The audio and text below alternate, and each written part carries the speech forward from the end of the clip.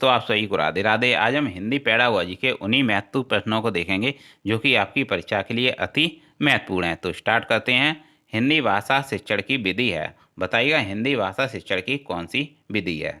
अनुकरण विधि, आगमन निगमन विधि, या भाषा प्रयोगशाला विधि, या उपयुक्त सभी? दोस्तों इसका राइट आंसर बताइएगा क्या है? इसका राइट आंसर है डी, उपयुक्त सभी विधियाँ हिंदी भाषा शिक्षण की विधियाँ हैं जो कि आपको याद रखनी है। आगे देखेंगे।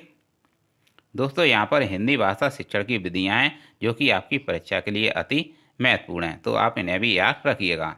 व्याकरण अनुवाद विधि, प्रत्यक्ष विधि, द्विभाषीय विधि, सैनिक विधि, व्यक्ति रेखी विधि, आगमन विधि, निगमन विधि, आगमन निगमन विधि, सूत्र विधि, अनुकरण विधि, भाषा संसर्ग विधि, ध्वन्यात्मक विधि, व्याख्यान विधि, श्रुत लेखन अभ्यास विधि, रस स्वादन विधि, साहचर्य विधि, समवाय विधि, दूरस्थ शिक्षण विधि, प्रदर्शन विधि, भाषा प्रयोगशाला विधि और भाषा शिक्षण यंत्र उपकरण विधि। तो दोस्तों ये थी भाषा शिक्षण की विधियां जो कि आपको याद रखनी है। आगे देखेंगे। दोस्तों भाषा शिक्षण के सिद्धांत हैं, बताइएगा भाषा शिक्षण के कौन से सिद्धांत हैं? प्रेरणा का सिद्धांत, क्रिया द्वारा सीखने का सिद्धांत, जीवन से जोड़ने का सिद्धांत, या उपयुक्त सभी? दोस्तों इसका राइट आंसर बताइएगा क्या है? इसका राइट आंसर है डी, उपयुक्त सभी सिद्धांत भाषा शिक्षण के सिद्धांत हैं जो कि आपको याद रखने हैं। आगे देखेंगे। दोस्तों यहाँ पर शिक्षण के सामान्य सिद्धांत दिए हुए हैं जो कि आपकी परीक्षा के लिए महत्वपूर्ण हैं। क्रियाशीलता का सिद्धांत, प्रेरणा का सिद्धांत, रुचि का सिद्धांत, पुनर्बलन का सिद्धांत, प्रयत्न का सिद्धांत, अभ्यास का नियम, अनुकरण का नियम, स्वाभाविकता का सिद्धांत, लोकतांत्रिक व्यवहार का सिद्धांत। आगे देखेंगे। बाल केंद्रितता का सिद्धांत, स्वतंत्रता का सिद्धांत, सहानुभूतिपूर्ण व्यवहार का सिद्धांत, लिखने से पहले मौखिक कार्य का सिद्धांत, नियोजन का सिद्धांत, चयन का सिद्धांत, व्यक्तिगत विभिन्नता का सिद्धांत, विभाजन का सिद्धांत, बहुमुखी प्रयास का सिद्धांत, जीवन से संबंध स्थापित करने का सिद्धांत, बोलने व लिखने में सामंजस्य का सिद्धांत, और शिक्षण सूत्रों के प्रयोग का सिद्धांत। तो दोस्तों ये थे सिद्धांत जो कि आपको याद रखने हैं, शिक्षण के सिद्धांत थे जो कि आपकी परीक्षा के लिए महत्वपूर्ण हैं। अगला प्रश्न देखेंगे। आगमन विधि के रूपों की संख्या है 5, 2, 7, 3। दोस्तों इसका राइट आंसर बताइएगा। आगमन विधि के रूपों की संख्या कितनी है? इसका राइट आंसर है बी, 2। आगमन विधि के रूपों की संख्या 2 होती है।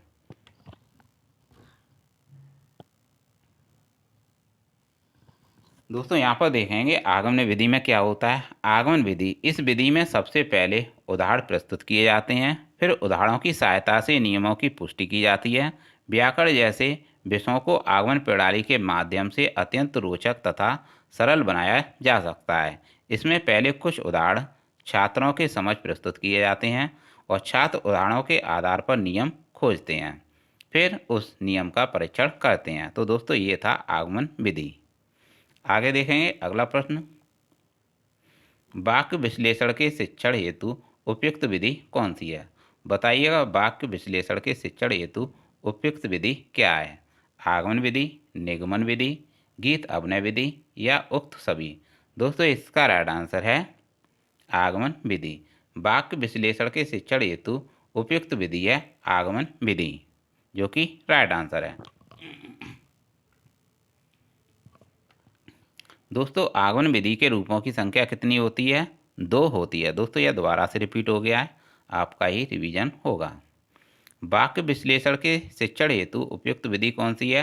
आगमन विधि है। तो दोस्तों यह भी प्रश्न दोबारा से रिपीट हो गया है। आगे देखेंगे। अनुकरण विधि रचना के लिए उपयुक्त कौन है? बताइएगा दोस्तों। अनुकरण विधि रचना के लिए उपयुक्त क्या है? बताइएगा। शिशु स्तर, उच्च स्तर पर, प्रारंभिक स्तर पर, या इनमें से कोई नहीं?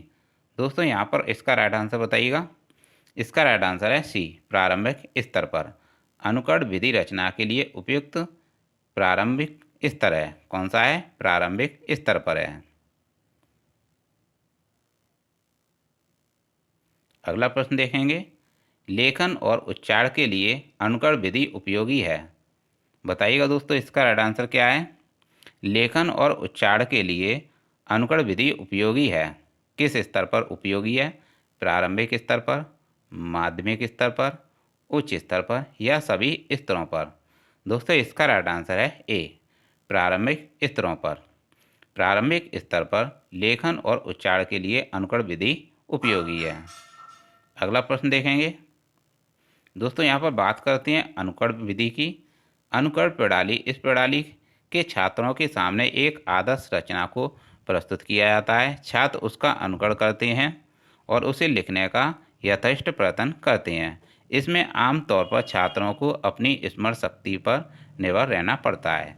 प्रारंभिक कक्षाओं में भाषा शिक्षण में इस प्रणाली का यथेष्ट प्रयोग कर सकते हैं। तो दोस्तों ये थी अनुकरण विधि। आगे देखेंगे, संश्लेषण विधि में सिखाने की प्रक्रिया है। बताइएगा दोस्तों, संश्लेषण विधि में सिखाने की कौन सी प्रक्रिया है? इसका राइट आंसर बताइएगा। दोस्तों इसका राइट आंसर है ए, वर्ड, शब्द और वाक्य। संश्लेषण विधि में सिखाने की प्रक्रिया वर्ड, शब्द और वाक्य से प्रारंभ होती है। आगे देखेंगे 10वां प्रश्न, विश्लेषणात्मक विधि में प्रयोग होता है। बताइएगा दोस्तों, किसका प्रयोग होता है? शब्द से वर्ड, वर्ड से शब्द, शब्द से वाक्य या वाक्य से पैराग्राफ? दोस्तों इसका राइट आंसर बताइएगा। 10वें का राइट आंसर क्या है?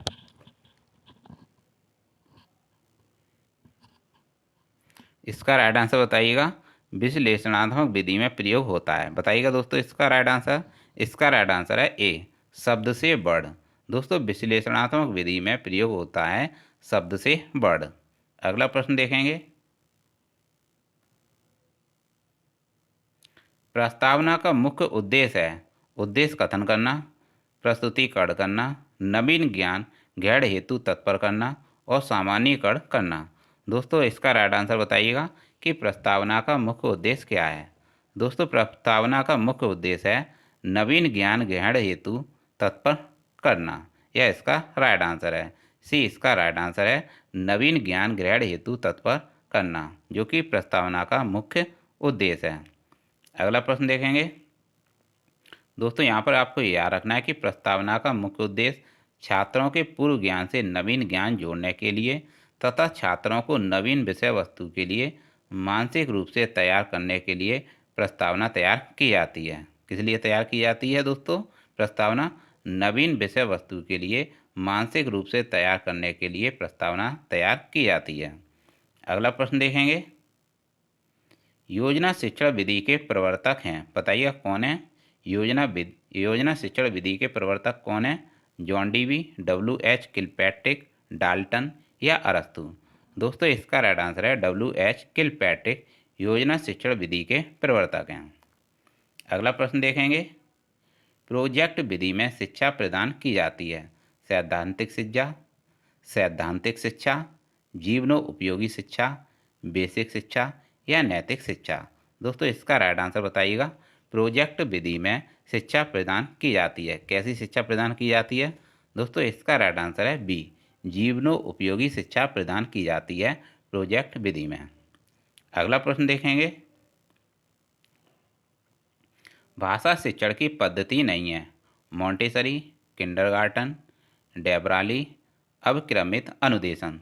बताइएगा दोस्तों, भाषा शिक्षण की कौन सी पद्धति नहीं है? दोस्तों इसका राइट आंसर है चौथा, अविक्रमित अनुदेशन भाषा शिक्षण की पद्धति नहीं है। जबकि दोस्तों मॉन्टेसरी, किंडरगार्टन और डेबराली यह भाषा शिक्षण की पद्धतियां हैं। अगला प्रश्न देखेंगे, बालक की प्रारंभिक शिक्षा उसकी मातृभाषा में दी जाए, यह मानना है। यह किसका मानना है दोस्तों? इसका राइट आंसर है दोस्तों पहला, यह महात्मा गांधी का मानना है। अगला प्रश्न देखेंगे दोस्तों, व्याकरण शिक्षण के लिए उपयुक्त नहीं है। क्या उपयुक्त नहीं है बताइएगा? निगमन प्रणाली, आगमन प्रणाली, अव्यकृति प्रणाली या कक्षा अभिनय प्रणाली। दोस्तों यहाँ पर आपको बताना है कि व्याकरण शिक्षण के लिए उपयुक्त नहीं है। क्या उपयुक्त नहीं है दोस्तों? इसका राइट आंसर है चौथा, कक्षा अभिनय प्रणाली व्याकरण शिक्षण के लिए उपयुक्त नहीं है, जबकि यह सभी उपयुक्त हैं। अगला प्रश्न देखेंगे दोस्तों, हिंदी गद्य शिक्षण की पाठ्य योजना में उद्देश्य कथन होता है। प्रस्तावना प्रश्न के पश्चात, पूर्व ज्ञान, आदर्श वाचन के पश्चात या मौन वाचन के पहले। दोस्तों इसका राइट आंसर बताइएगा। हिंदी गद्य शिक्षण की पाठ्य योजना में उद्देश्य कथन आता है। इसका राइट आंसर बताइएगा। चौथे का राइट आंसर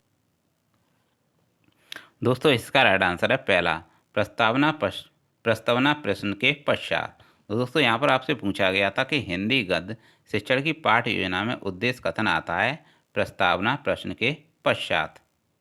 अगला प्रश्न देखेंगे, शब्द का अर्थ स्पष्ट करने हेतु कौन सा तरीका सर्वाधिक उपयुक्त है? बताइएगा दोस्तों, शब्द का अर्थ स्पष्ट करने हेतु कौन सा तरीका सर्वाधिक उपयुक्त होता है? व्याख्यान, वाक्य प्रयोग, विवरण या चित्र निर्माण। दोस्तों इसका राइट आंसर है वाक्य प्रयोग। शब्द का अर्थ स्पष्ट करने हेतु वाक्य प्रयोग का सर्वाधिक तरीका उपयुक्त है। अगला प्रश्न देखेंगे दोस्तों, वाचन के समय पुस्तक से आँखों की दूरी होनी चाहिए। बताइएगा दोस्तों, वाचन के समय पुस्तक से आँखों की दूरी कितनी होनी चाहिए? 10 इंच, 9 इंच, 11 इंच या 12 इंच। दोस्तों इसका राइट आंसर है चौथा, 12 इंच। वाचन के समय पुस्तक से आँखों की दूरी 12 इंच होनी चाहिए। अगला प्रश्न देखेंगे दोस्तों, किस दृश्य उपकरण में पारदर्शी, जिसे ट्रांसपेरेंसी कहते हैं, का प्रयोग होता है? बताइएगा दोस्तों, स्लाइड प्रक्षेपक में, ओवरहेड प्रक्षेपक में या अपारदर्शी प्रक्षेपक जिसे ओपैक प्रोजेक्टर कहते हैं, या फिर दोस्तों फिल्म स्ट्रिप में। दोस्तों इसका राइट आंसर है दूसरा, ओवरहेड प्रक्षेपक जिसे प्रोजेक्टर कहते हैं में किया जाता है। तो दोस्तों यहाँ पर आपसे पूछा गया था कि किस दृश्य उपकरण में पारदर्शी ट्रांसपेरेंसी का प्रयोग किया जाता है। तो दोस्तों इसका प्रयोग यानी दृश्य उपकरण में पारदर्शी का जो प्रयोग होता है वह ओवरहेड प्रक्षेपक यानी प्रोजेक्टर में होता है। दूसरा इसका राइट आंसर है। अगला प्रश्न देखेंगे, मौन पठन के विषय में धारणा है एकाग्रचित होकर पढ़ने का अभ्यास होता है। इसमें पठन की गति धीमी हो जाती है। पढ़ने की धीमी ध्वनि होंठों से निकलती है। इसे आदर्श वाचन के तुरंत बाद किया जाता है।